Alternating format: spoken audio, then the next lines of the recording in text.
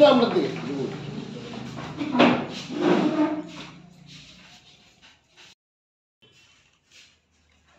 সাংবাদিক সম্মেলনে সমস্ত সাংবাদিক বন্ধুদের স্বাগত। আমরা ডিসেম্বরের 6 এবং 7 তারিখ শাস্ত্রীয় সঙ্গীতের উপর একটা করতে যাচ্ছি, অনুষ্ঠান করতে যাচ্ছি। যে অনুষ্ঠানে আমাদের জাতীয় স্তরের শিল্পীদের সাথে সাথে রাজ্যেরও 150 জন ক্ষুদে শিল্পী সেখানে পারফর্ম করবে। সেই উপলক্ষে আমাদের এখানে উপস্থিত আছেন আমাদের ক্লাসিকের যে ফাউন্ডার বিশ্বজিৎ দেব এবং জাতীয় স্তরের আমাদের পারফর্মার মণিকন্যা উপাধ্যায় এবং ববি চক্রবর্তী এবং দেবজ্যোতি দাশগুপ্ত। মণিকন্যার ব্যাপারে আমরা বলি, উনি আগরতলাতেই জন্মগ্রহণ এবং তুলসীবতী স্কুলের ছাত্রী ছিলেন। এমবিবি এবং ত্রিপুরা ইউনিভার্সিটি থেকে তিনি জুলজিতে পাশ করেছেন। সেই সাথে আমি এই ববি চক্রবর্তীর ব্যাপারে আমি বলছি, উদয়পুরের ছিলেন এবং উনি রমেশ স্কুলের ছাত্রী ছিলেন এবং ওনার জেঠু বিজয় চক্রবর্তী প্রধান পুরোহিত ছিলেন মাতাবাড়ির। সেই হিসেবে ওনাকে আমাদের জাতীয় স্তরের পারফর্মার এবং আমাদের বিশ্বজিৎ দেব যিনি ফাউন্ডার মেম্বার আছেন, উনি জাতীয় স্তরে অনেকগুলো প্রোগ্রাম উনি করেন। সেই জায়গা থেকে উনি তাদেরকে বেছে বেছে নিয়ে এসছেন এবং আমাদের যে প্রোগ্রামগুলো আছে সেইগুলোতে আপনারা আরও বিস্তারিত জেনে নিতে পারবেন জাতীয় স্তরে কারা কারা অংশগ্রহণ করছে। আমি সাংবাদিকদের উদ্দেশ্যে এখন আপনাদের কাছে যাব। আমাদের অল ইন্ডিয়া জেনারেল সেক্রেটারি এবং আমাদের জাতীয় স্তরের ক্লাসিক্যালের যিনি আছেন, উনি জাতীয় স্তরের আমাদের জেনারেল সেক্রেটারি আছেন। উনি সমস্তটা প্রোগ্রামকেই উনি সুসংগঠিতভাবে এবং সংগঠিতভাবে যেভাবে হচ্ছে উনি আপনাদের সামনে বিস্তারিতভাবে তুলে ধরবেন। আমি আমার পক্ষ থেকে সমস্ত এক এক করে সবাইকে আমি বলছি তাদের পারফর্মগুলো করে। নমস্কার, ক্লাসিক সংস্থার পক্ষ থেকে আপনাদের স্বাগত জানাচ্ছি। আজকে আপনাদেরকে এখানে আমন্ত্রণ জানানোর মূল উদ্দেশ্য হচ্ছে ক্লাসিক যে সংস্থা যারা ধ্রুপদী সঙ্গীতের উপর ভারতবর্ষের 3টি জায়গাতে 3টি মূল শহরে মেট্রো সিটিতে আগরতলা বাদে আগরতলা, কলকাতা এবং দিল্লি প্রতি বছর এই 3টা জায়গাতে শহরে এই আমাদের অনুষ্ঠান হয়। সেই অনুষ্ঠানে শুধু ভারতবর্ষের নয় বিশ্ববিখ্যাত বিভিন্ন শিল্পীরাও অংশগ্রহণ করে। আমাদের সৌভাগ্য যে আমরা বিশ্ববরেণ্য শিল্পীদের নিয়ে 3টে শহরে এই উচ্চাঙ্গ সঙ্গীতের উপর কার্যক্রম করি। আমাদের মূল উদ্দেশ্য হচ্ছে উচ্চাঙ্গ সঙ্গীতকে বাঁচিয়ে রাখা, তার বিস্তার ঘটানো এবং মানুষের মধ্যে তার প্রভাব যেন বৃদ্ধি পায়, সেটাই হচ্ছে মূল উদ্দেশ্য। এখানে আগরতলা শহরে প্রতি বছরের ন্যায় 6 এবং 7 ডিসেম্বর আমাদের এই কার্যক্রম হচ্ছে। এখানে আপনারা শুনেছেন এখানে উপস্থিত আছেন 3-4 জন শিল্পী যারা আজকে ভারতবর্ষে বিভিন্ন জায়গাতে তাদের পারফরমেন্স প্রদর্শন করছেন বিভিন্ন বিভাগে।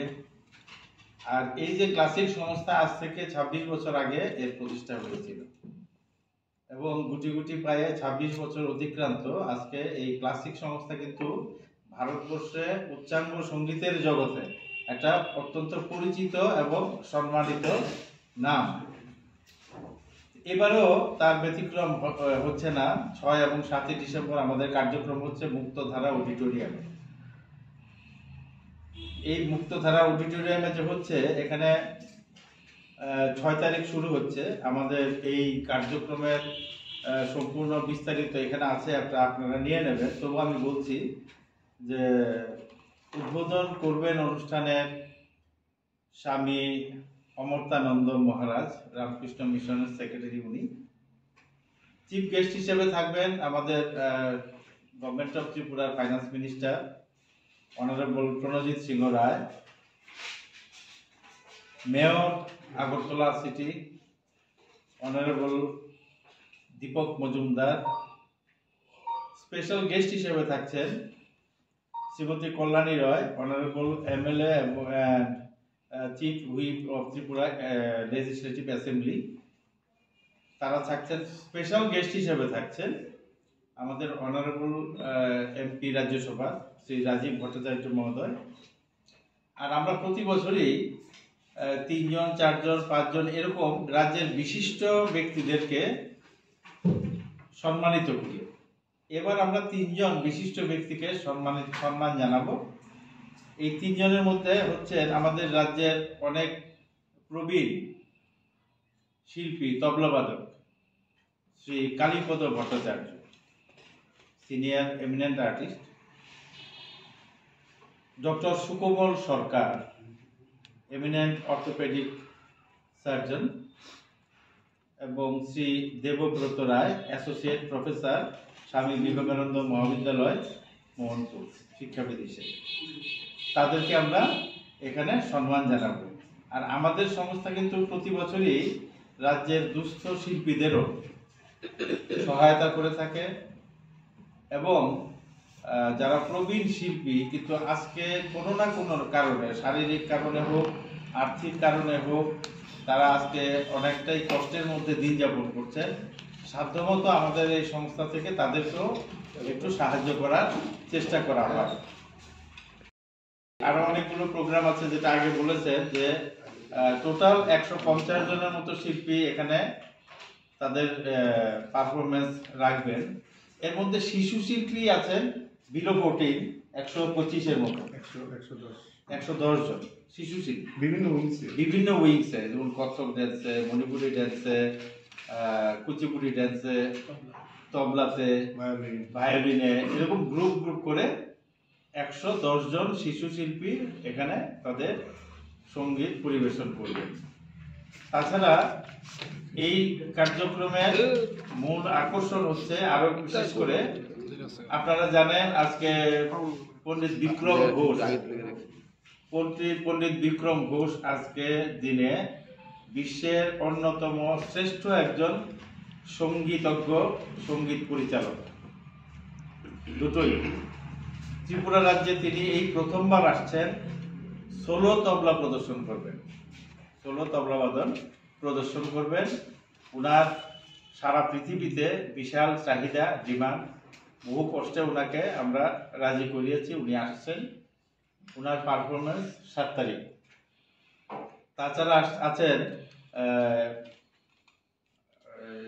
বিভিন্ন বিভাগে, নৃত্যে আছেন, তারপর ভায়োলিনে আছেন। ভায়োলিনে আসছেন আমাদের প্রসার ভারতীর ডাইরেক্টর